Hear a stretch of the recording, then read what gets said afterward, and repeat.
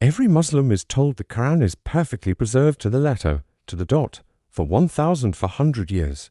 But did you know that in the 7th century, a caliph named Uthman ordered all competing versions of the Quran to be burned?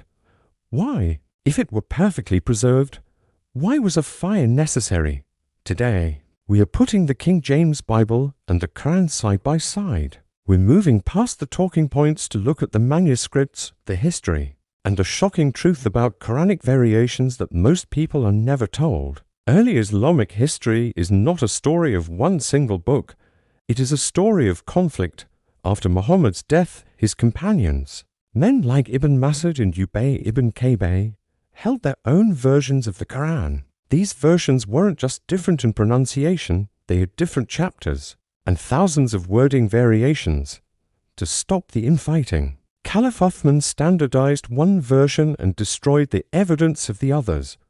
Contrast this with the King James Bible. The KJV wasn't created by destroying manuscripts, it was the culmination of the Textus Receptus, a lineage of thousands of manuscripts preserved by the Church for centuries. Christianity has nothing to hide. We have over 5,000 Greek manuscripts to compare. Islam has a sanitized history because the evidence of its variations was turned to ash. Go to any Islamic bookstore today and you'll likely find the Hafs version. But in North Africa, they use the Warsh version. These aren't just translations, these are different Arabic readings. There are at least 30 different versions of the Arabic Quran known as Qira'at. Scholars have identified hundreds of differences between these versions, words added, words removed and meanings changed. If you compare 10 different KJV Bibles, every single word is the same. The KJV is a translation of a singular, preserved text. The Quran is a collection of various readings that were only standardized by a government decree. The perfection of the Quran is a myth of history. The primary Muslim argument is Tarif, that Christians changed the Bible. But when did we change it? We have manuscripts from the 2nd and 3rd centuries that match the KJV's doctrine exactly. The KJV doesn't hide its history, it celebrates it. It uses the received text, the very text that has been the lifeblood of the Church.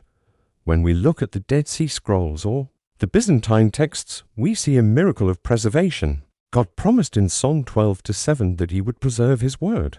The KJV is the evidence of that promise kept. While the Quran required a fire to maintain its unity, the Bible required only the faithful hand of God. So, which one is false? A book that requires the destruction of evidence to claim perfection, or a book that invites the world to look at its thousands of manuscripts?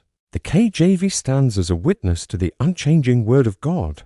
The variations of the Quran prove it is a human document, edited and managed by men. It's time to stop believing the myths and start reading the truth. If you want the unadulterated Word of God, pick up your King James Bible. Thanks for watching and be sure to subscribe for more.